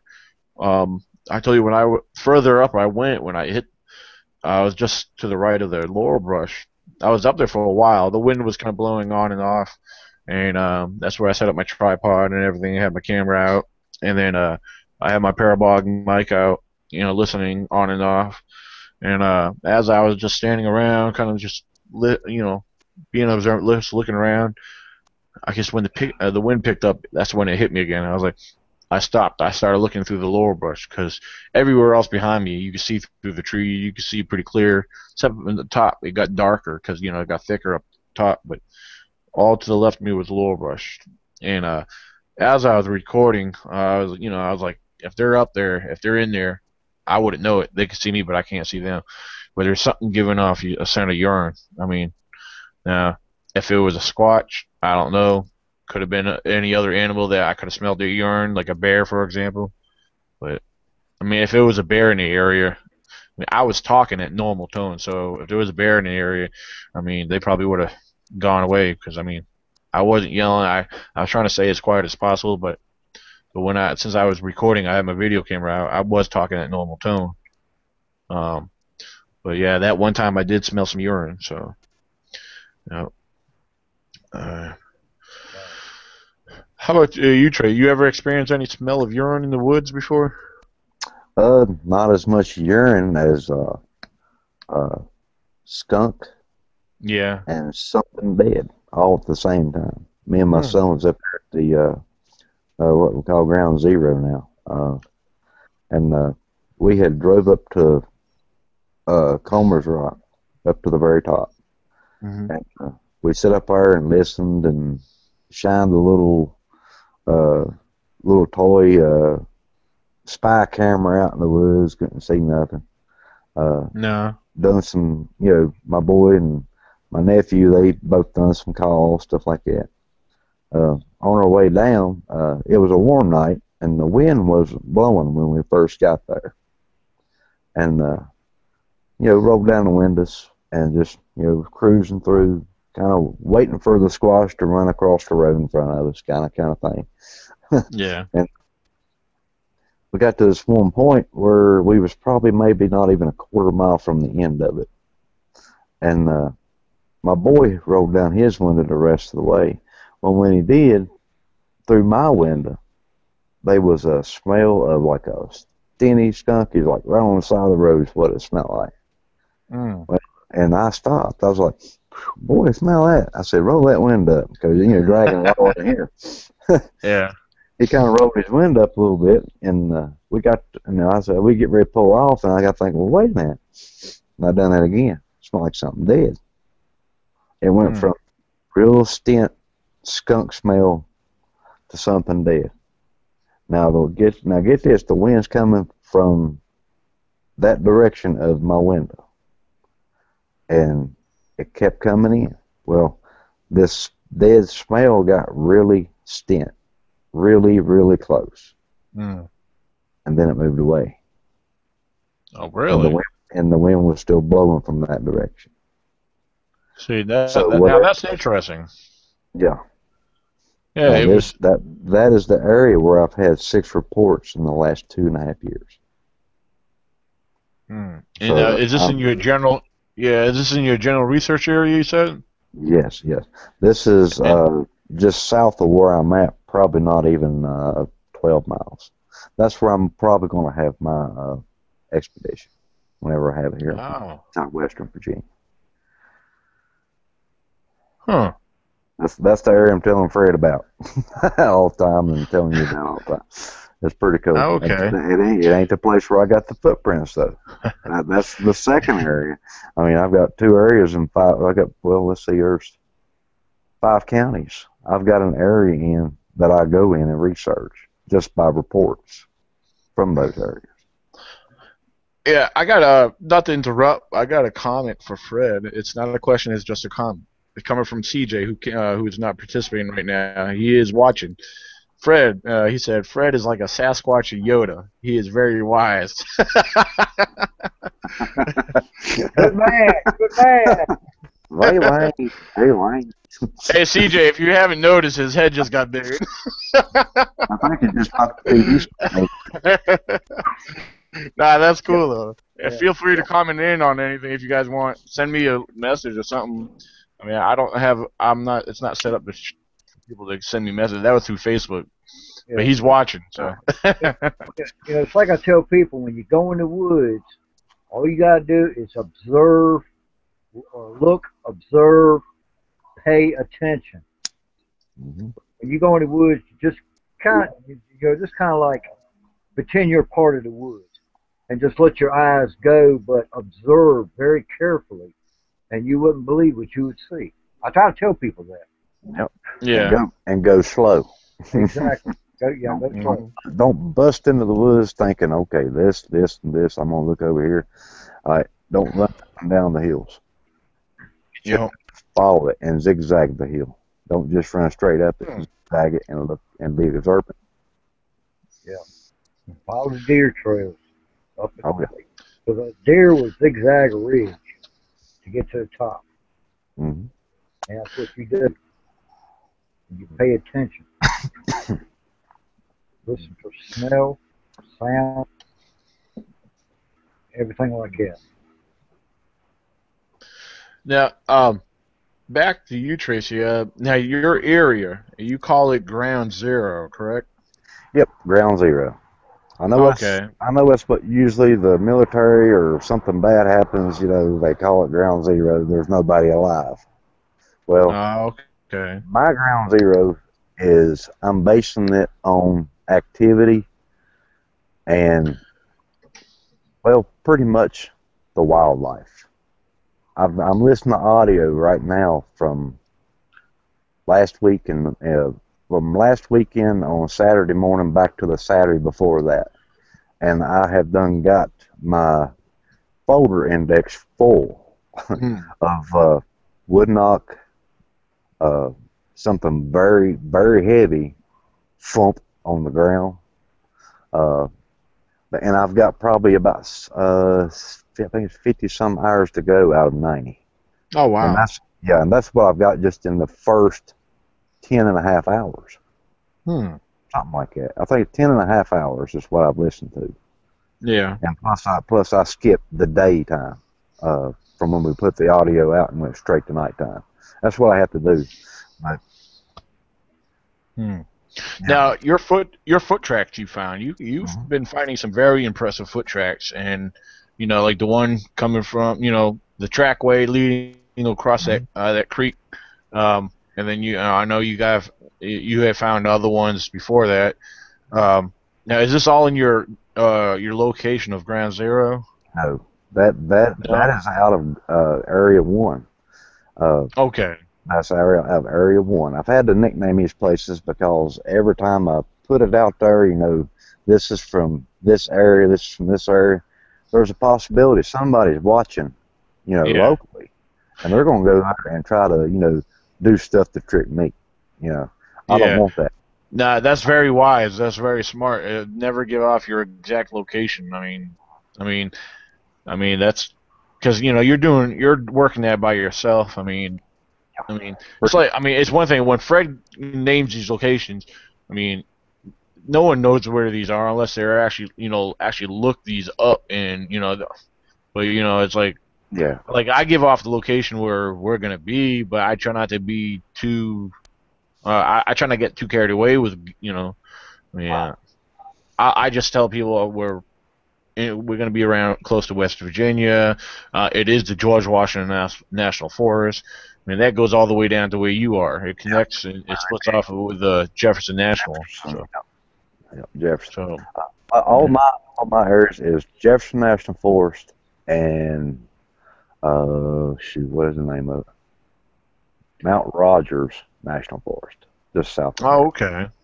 And and Mount Rogers runs all the way down into almost in the Carolinas at one point. So there's big area and just one person like me in all these little areas, and I finally found somebody close by me here that's been looking in the same areas. And then of course Cliff Stanley, I'm trying to get some things together for maybe us and a couple of others in the group of New River and the E.C.B.R.O. to maybe expand out and have different areas designated to each one of us. And when we find enough stuff, maybe we can get together, all of us, and go into that area and look through it and see what we can all gather together. Together. Right. Now the footprints I found in that area on the trackway, it took me over a year to find that place. Oh wow! Because a lady had called me 2 years ago, over 2 years ago, and told me that she had a crossing on a main road through Blacksburg into Pearisburg, and she told me the location. Well, I found the location of the crossing, but I never did go, 5 miles down the road. I just always done the U-turn there, went into the woods, and just went from there. And then eventually I worked my way out and found the actual area where the water, the food source, and all that is. And the climate drops real quick right into the bottom. Right. And that's another thing I look for. Is the climate change in general significant. Steep and quick. So I went to that area, and I was in that area probably 5 months before I really found anything to blow my mind. And the first thing I noticed was 21 footprints. Most of them were right, a few lefts, and about a little bit over 100 yards. And from where the indentions were in the ground to the next footprints were in a straight line, and it kind of zigzagged from one side of the creek bed to the other side, back and forth, zigzagging. Yeah. At the time, I didn't have no casting, nothing. All I had was a piece of crap of a camera on cell phone. Didn't take very good pictures. And I probably took pictures of the best ones. That's the ones I found, that were the best out of the 21. Right. Didn't even measure them, but this last time I really took the time, and I met up with Fred last year. He gave me some good stuff to cast with, and I used it. I used that first round of bags to make that one footprint. About time. To cast. I know it. That's what I told. That's what I stood there and I was looking on the hillside one day. It's about darn time you left me something I can use this stuff for. So, but I've been up in that area, and there's people, you know, probably 50, 60 yards down from where I found the footprints. But this is like a day area only. And when you go in there in the early morning hours, there's nothing to hear pop way off in the distance. There's nothing to it. You get there right after the sun gets up, just enough to see, and I don't want you to know you hear pop. And I'm like, dang. Wow. Yeah. Hold on, Fred's responding to CJ right now. I thought this dog was trying to get out of the house. Nah, he was typing. You know, I just thought of something I came across a couple days ago. It was actually a lady replying back to a post I had. It was in regards to the expedition coming up here next weekend. She was like, and she's actually in Virginia herself. She was like, "Why you guys having an expedition in Virginia?" She says, "There ain't no squatches here in Virginia. I never heard of seeing any, or there's no evidence of." I have pretty much had to laugh. I said, "Well, apparently you haven't looked into it enough, or had done your research." I said, "I mean, if she only knew, I mean, there's no squatches in Virginia. I mean, between the work that you guys do, you and Fred, and the photo evidence Fred has, and just without even without photo evidence. I mean, if you look into and do your research the correct way, and look into the other known evidence that that you come across out in the woods and in the field, I mean, it's like a puzzle. It will all come together if you know what you're looking at." Right, and besides, here were an area that me, you, Tracy, all of us live at. We're right off the Appalachian Trail and the Blue Ridge Parkway, because the Appalachian Trail is their highway up and down the East Coast. Exactly. But lucky for us, we're right off the Parkway too. I'm within 2 minutes of the National Forest and the Parkway. You're about 5 minutes from your National Forest and your Parkway. Yeah, and like you said before, Fred, we're in a big giant salad bowl. Exactly. I mean, that's pretty much what the valley is. Well, I mean, Trace is at the bottom of it, though. Trace is at the very bottom of it. I'm where it winds up in the Appalachian Trail runs into Tennessee, well, through West Virginia in some parts, and into Tennessee. Yeah. And then the other way goes into North Carolina. Exactly. I mean, and not a lot of the evidence that it's not just coming from out here in the western part of the state, but over if you go towards the east. I mean, I've have real good friends, people I grew up with, went to school with, sharing photos with me from Louisa County. And Fred, you're familiar with this, and there's actually a investigation that Mr. Billy Willard actually investigated, but I was shared the photos from the gentleman's niece, who I went to school with. Well, actually, I graduated before her, but this young lady, she shared some photos of me of the area, because it's her uncle's land that this happened on, and the foot tracks, and she's actually got a copy of the track, because I got a picture of her son with his little foot inside of the track, but to show the comparison. But I mean, that's over in Louisiana. I mean, excuse me, Louisa County. I'm sorry, here in Virginia. But which is actually where they're at. They're pretty close to Spotsylvania County and Caroline County, where I grew up at. But yeah, there's stuff out there too. But, it's just, and, even in parts of Northern Virginia. But there's a lot of areas in Virginia that are pretty alive and active. There's been a lot of sightings in the Spotsylvania, Louisa areas as well. But here where we're at, I mean, I've had not me, but I've had reports from individuals of road crossings, and right up the road from where we will be camping, there was a road crossing. Roughly, it's probably about a mile up or so. I mean, it's going to be at somewhere around the one area where we try to go up before, Fred, where all that laurel brush was. Oh, God, Yeah. up in there. Yeah, we're going to go up there again. But I'm prepared to clear my way a path. I mean, I got my machete ready. But the thing about the area we're going to be in, this time of year, the streams are up considerably, and there is abundant amount of water, natives, crawdads, rainbow trout. So, and it's got a lot of fern thickets. It kind of looks like back in prehistoric time in some areas. Yeah, it's awesome up and through there. Yeah, but it's very rich with wildlife. Yeah. So, yeah, there are squatches up in there. I definitely know that for a fact. Because the first night that me and my brother and some other people went up to Elkhorn Lake, we was there about 5 minutes before it got dark. We heard 4 yells or screams. They kept saying it was some hunters, and I kept telling them there are no hunters allowed up here right now. There's no running dogs, no nothing. No one's up here but us.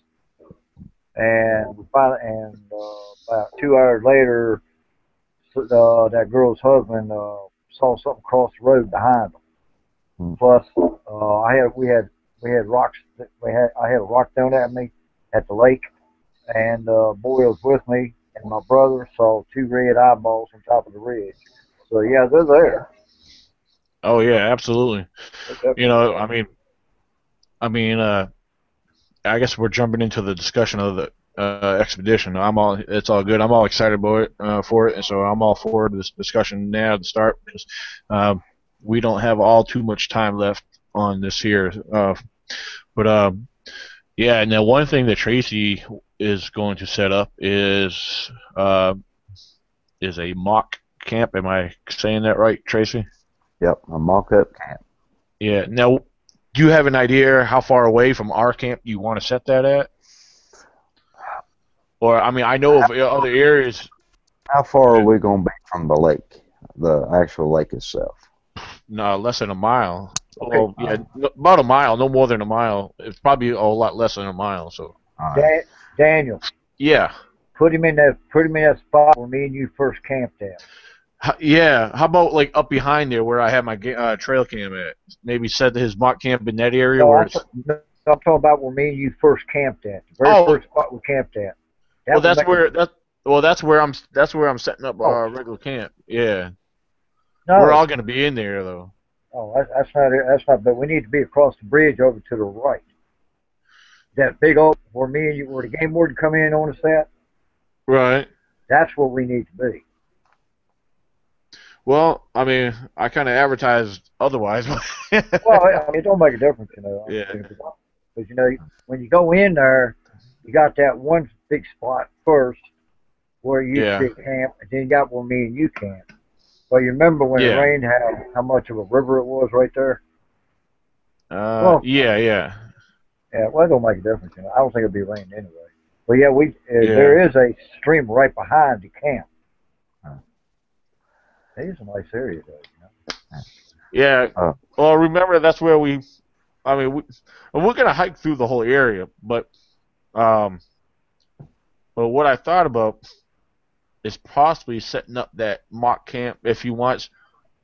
If you go in the woods, in the direction to where probably a little bit further west of where we saw the tracks, somewhere before you go up the ridge, there's a lot of flat area. There's actually a trail, or old roadway, like old logging road or something through there. That's grown in the ground.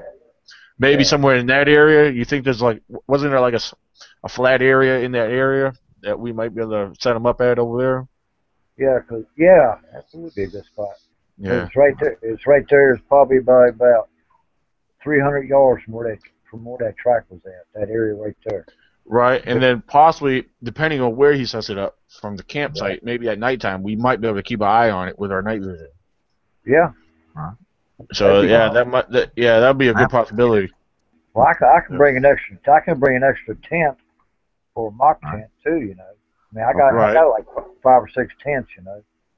All right. Yeah, go ahead and do that. You never know. I mean, you know, because a lot of the setting up, we all pretty much have a game plan here set up for camp, and on the most part. But a lot of it, I think we're gonna go ahead and play by ear. We're not gonna. I'm not gonna schedule out each day. I mean, we're gonna do what we can. I want to do the most of what we can. I know, like Tracy, he's limited. He could only be there. What was it? 3 days? Yeah. I'm gonna be getting there on Friday evening on the 2nd, and set up that night. All right. Be ready for squatching Saturday, and then hopefully I'm hoping to be on the road and getting ready to head back home by about 12:30 that evening, Sunday evening. Okay. I know a couple of us will already be there, probably that Thursday evening, probably around 4:30. I get off of work at 3:30, and I'm off that Friday and all the way up through all next week.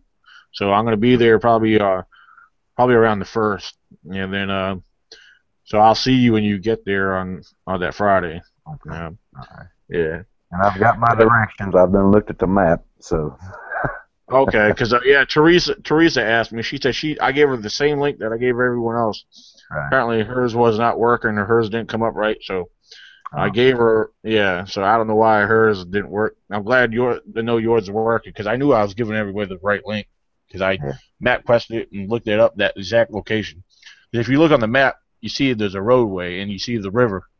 It's right before it crosses the river. Like I said, when you come in off of 250, or I'm not sure the direction you're coming, but at the off of 250, there's a road you turn down. It's called Braley's Farm Road, also as Route 715. I'll have a ECBRO sign. I'm still putting up signs, so I will have signs from there. And then when you come down to the end of that, you come to a T. You'll have a brown sign that gives you West Virginia to the left, about 7 miles, Elkhorn Lake to the right. But I'll also have another sign there pointing up to the left, because you got to turn left at that when you come to the T.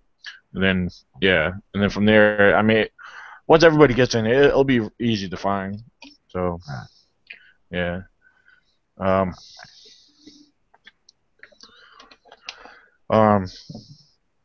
Yeah. I heard you were going. I thought you was going to. You're one of your ideas. I like it, and I've heard it done before, and I've heard some good progress from baiting techniques. Yeah, I want to try. One thing I want to try is actually the idea. I got it from Fred, and because it's something that Paul Hulsey gave him the idea of how to do it. I'm not sure exactly how we're gonna really set it up or where, but Fred, were you still gonna try to bring some fishing line with you? Yeah, I got a whole shitload of it. All right. Well, if we could set something up, I mean, we're gonna have some good food to set up for bait. I mean, I just went shopping today for everything I'm gonna need. I got 24 cases of oodles and noodles. I got I got 24 burger patties. I got a big jumbo pack of hot dogs. I mean, some kielbasa, some cheddar bratwurst. I mean, I'm gonna be good to go. But so hopefully, we'll be able to cook up some stuff and let the scent get out there too. I mean, there's one thing I want to try. I want to try the same bait technique that I did when in my first area, where they stole the jars and left the lids. Oh yeah, that's something a lot of people do. We got to do that. Yeah, definitely. Yeah, because it got to the point in that one area that they were pulling the sticks out of the peanut butter and licking the stick and putting it back in the ground, unscrewing the lid, lay the lid down right next to the stick, and take the jars with them. Right. I'm slowly still finding these jars scattered out everywhere.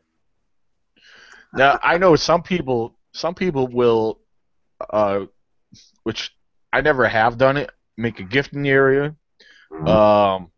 Another thing is they'll take their jars of peanut butter and they'll duct tape it to a tree around 7 feet high.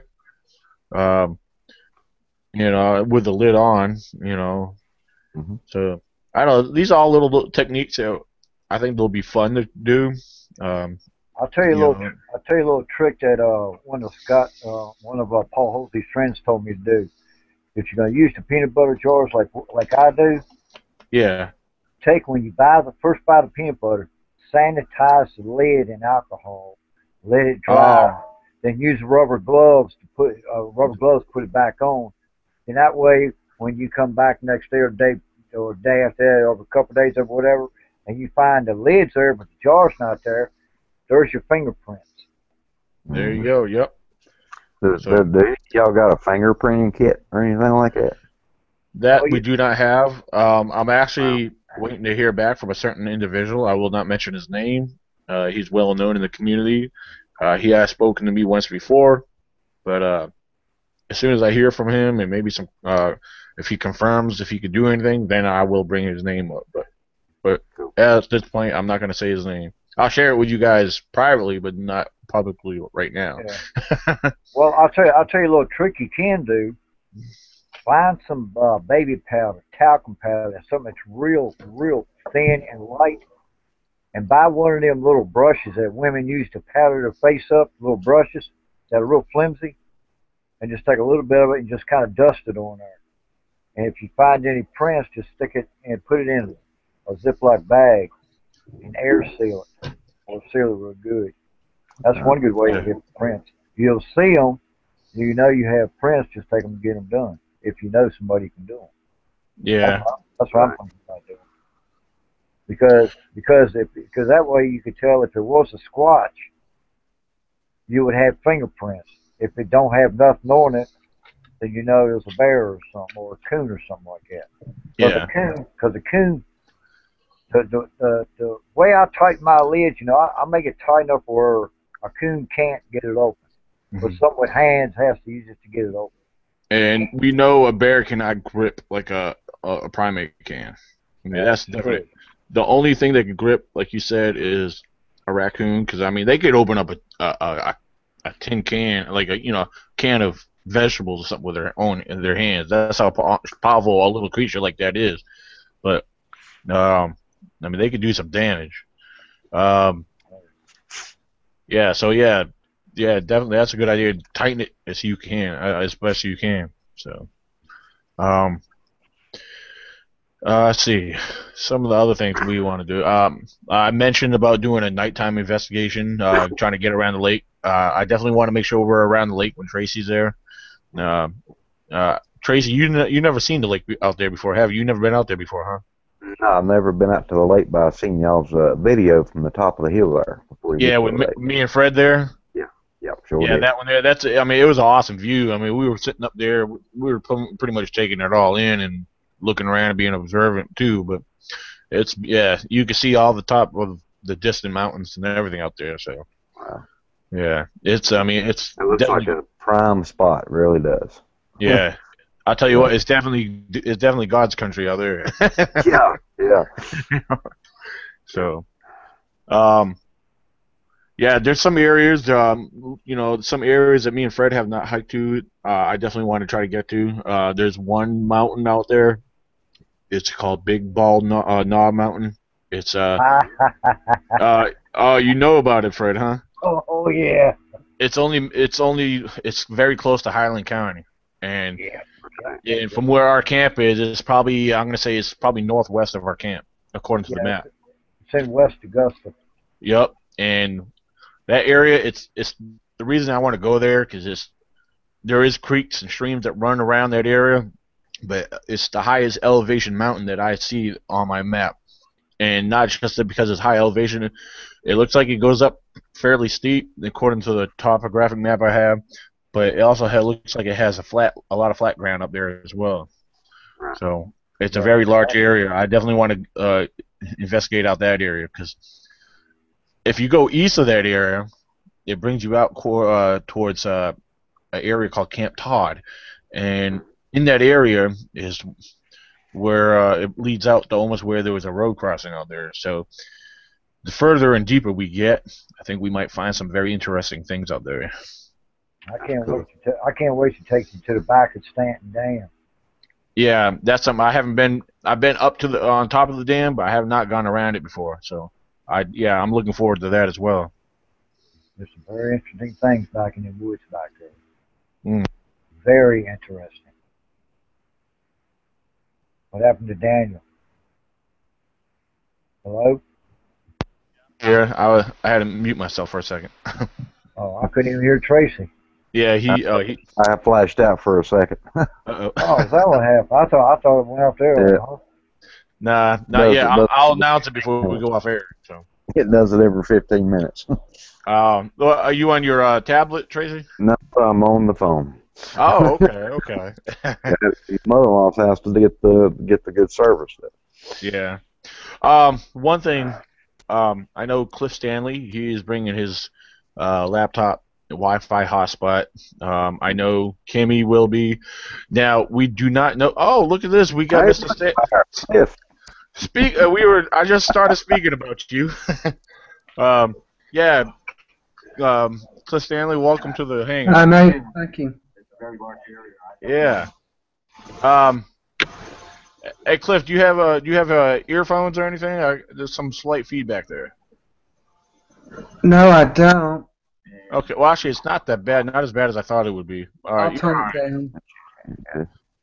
Yeah. Yeah. Look, I'm used to seeing you with a hat. I know what it is. Yeah. What I was just talking, we're in the discussion that right now we're talking about the expedition coming up here next weekend, and I was just telling how you and me, I know Kimmy and Darren, they plan on bringing their Wi-Fi and hotspots out there too.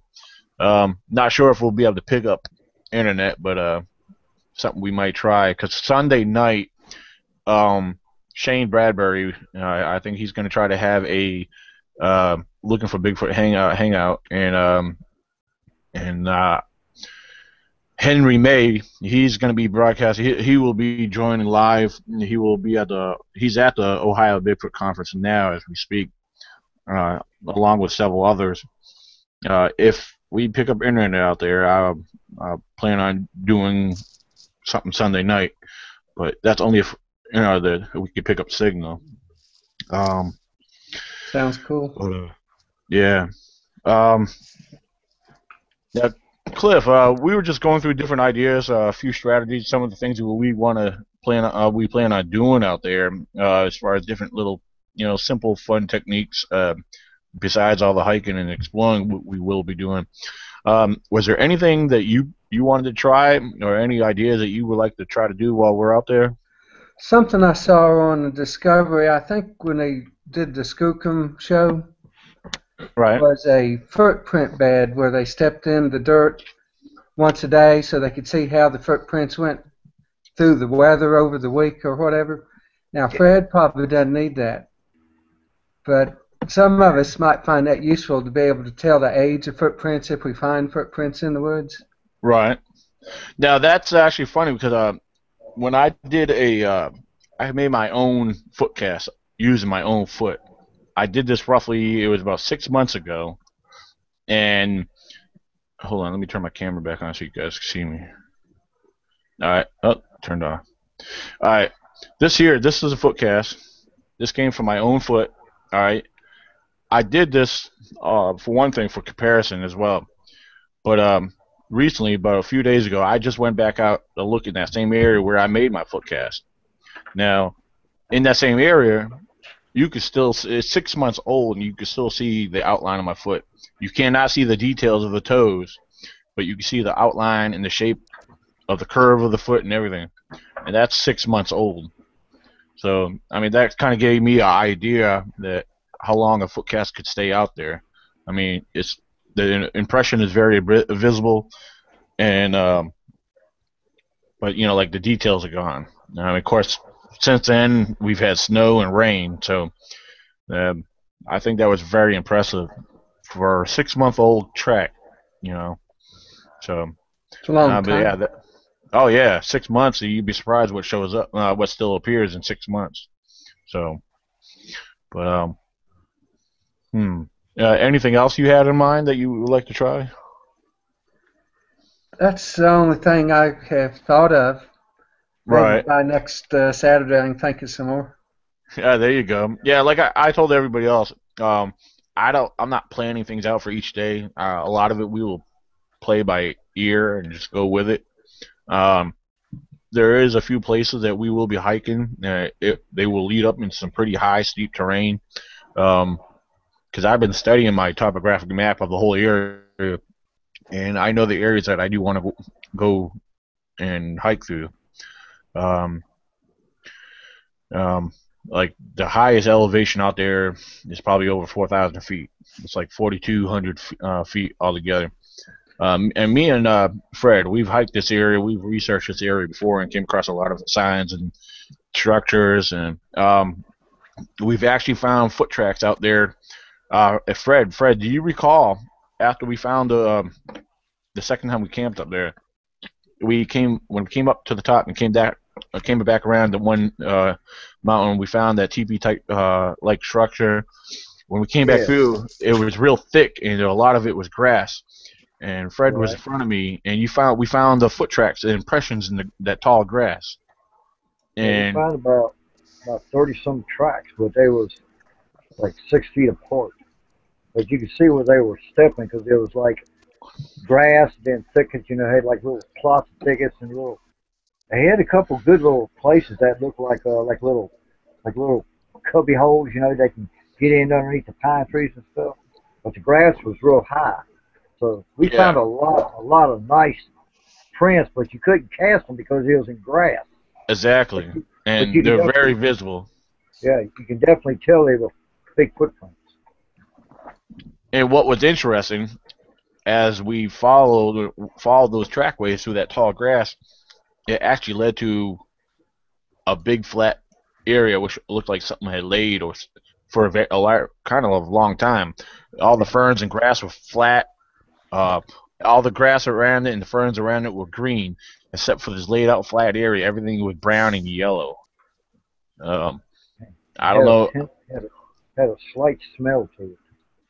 Yeah, it was very distinct. I mean, it was very interesting. Something very large laid there. I mean, it could have been a bear, but I mean, it was in a very private, covered area. And like Fred was saying, a lot of the areas, the way a lot of the way the trees and bushes were there, they like formed like little huts, like little hiding spots. It was very cool, kind of like something you would see on The Hobbit. But yeah, a lot of the areas out there, a lot of it is thick, in and out of certain areas. Most of the area has a lot of tall pines. Then depends where you go. Then you go into where a lot of maples and oaks come about. Then there is areas that have a lot of thick laurel brush. But yeah, all the areas, there are different layouts of out there. But so I don't mind thick woods as long as it's not laurel. I can't hardly get through laurel. Yeah, laurel. My area is like down flat. It's nice and woody, but when you go up on toward the mountain, it gets to get thicker and thicker and thicker with laurel brush and everything. That's in my area. But out there where we're at, it's really, there's certain areas that are so thick you can't get through, but majority of it is open. It's typical patch of woods, typical mountain woods, but there's a lot of open area and there's a lot of thick areas. But 80% of it's pretty well open. And we got there's a lot of CC trails running through there too.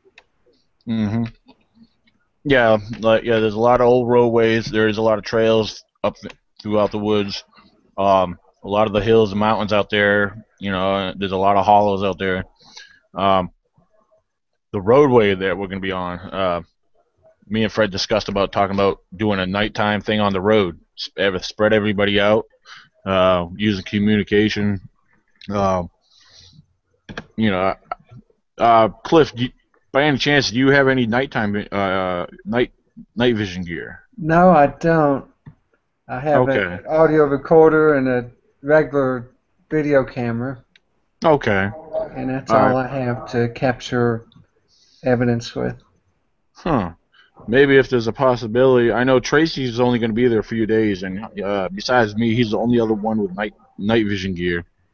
Perhaps maybe Tracy might let one of us hold on to it. I don't know. But yeah, like I said, yeah, I think checking out the road, investigating the road, I think that'll be interesting as well. One or two nights. But we're gonna be doing some hangout around the lake, daytime and nighttime. Cliff, if you haven't seen my video of the lake, I did. It's on my YouTube. Okay, yeah. That was me and Fred overlooking the whole top of it. Overlooking the lake, yeah. Yeah. That's called that's called Elkhorn Lake. Yeah. And I do have some night vision equipment on my Amazon wish list, but my birthday isn't until July. Oh, okay. Maybe the next expedition I'll have some. There you go. Yeah, I have brought you up in another, discussion show we had before, and I was sharing with everybody else. I've seen one of your videos, and I was actually very impressed with it. You actually had some good audio on it. I think you had tree knocks on it. And, yeah. What other kind of stuff you have? Like what other evidence have you found in vocalizations before we get off here? Well, this is something I'm going to ask everybody next weekend. When did he first become aware of Sasquatch as a real entity? And for me, it was in November of 2001. I stepped out on my front porch and I heard a call from the top of the mountain, probably 3/8 of a mile away. It sounded very much like what I just finished watching on the Discovery show called Orangutan Island, where they showed an orangutan mating call. And there was a series of whoops with wood knocks interspaced in between the whoops. And at that time, I didn't know anything about Bigfoot wood knocking, so I was a little confused. Because I said, yeah, maybe they're out west, but what in the world is this out here? Right. And since then, I've started listening, and I've heard most recently 5 whales last time I went camping from the side of Walker Mountain. And I've heard wood knocks several times. I got to write all this down so I don't forget it. Right. The wood knocks are pretty prevalent if you just listen for them. If you walk in the woods, like you were saying earlier, there appears to be watchers that just will alert with a wood knock. Now, I personally have not experienced the wood knocks. I know last time me and Fred were camping out there in the area that we will be in, it was actually at the second camp location. Not at the one we were at, but the second one. I think it was our second night out there. It was probably around, I'll say about 10:30 at night. I think we heard those whoops. Yeah, we heard some whoops, yeah. Yeah, and they were very loud and clear. They were probably maybe 50 yards or so from us. Yeah. Well, some tripped his camcorder out there. I mean, his game. Yeah, like 3 or 4 different times, and I've studied, I've looked, I've had software I played around with. I can't make nothing out. Perhaps, I don't know. I couldn't debunk what it could have been. Maybe a bird or something flying by set it off, or something maybe running by it that didn't get picked up or something. But could have been something walking by it real close, and it was by the time it went by, the camera shot went off. But yeah, something set it off, and I had it set up it was above my head, probably around 7 feet high. So, but yeah. And now in November of 2012. I was camping out and I heard a series of wood knocks that were pretty impressive to me because I learned then that Bigfoots could count. They did a series of wood knocks, or this one did, that was 3 followed by 2 followed by 1. And then it was repeated again, only the cadence was much quicker.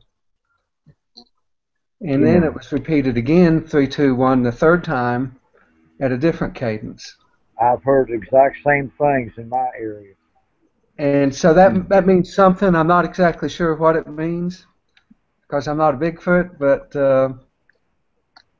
it was clear and loud, and walked up in the woods the next day after that, and I think I found actually where the wood knocking occurred because of the indentation. First, they used a log on the ground because the first set of wood knocks was real dull, and that log on the ground was sort of rotten, and you could see where when you hit it real hard, it left indentations like we're already in the log. Yep. And then the next two were much more solid wood knock sets, and those were on the tree beside the log on the ground. Yeah. That's very interesting. I mean, this is all. A lot of this is definitely a mystery. There's a lot of stuff that we don't know. Where do you hear rock clacking? Yeah, I never have heard that. I've walked out of one of my areas, zone 1, and got about 100 yards from my truck, and I heard rock knocking to my left and rock rocking to my right. Both ways, coming in and going out. I've heard that wood knocks. I've heard 3, 2, 1. I've heard tap, tap, tap, tap, tap, tap, tap, and then reversed it. I got that on video. That on audio. Video somewhere. But in one area I got juveniles messing with me. Yeah. In another area I'm guessing 3 guys in my area have seen it. We got 11-footer in my area. And he's blackish gray. And he's the one that made that big massive X. But yeah, there's a lot of you'll hear whenever you're camping again and you hear animal sounds, listen to an off key on it, like they'll do a dove or an owl. And talking about owls, we've had owl vocalizations out there too. I think early that night before we heard those whoops too, and that was, we heard owls in the distance, and then we heard them real close to us. Yeah. And then, probably about an hour or so later, when it got darker, around 10:30, we had it was about 4 or 5 whoops, and they were spaced apart, probably about maybe 5-10 seconds apart. Yeah, that was very interesting. I was excited to hear that.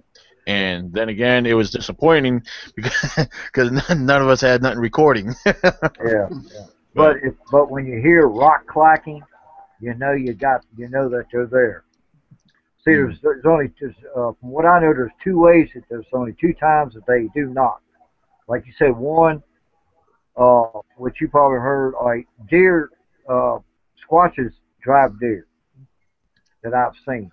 They drive deer and they'll knock on trees to locate each other, say, hey, he's here, or I'm headed your way, or something like that. Do something like that.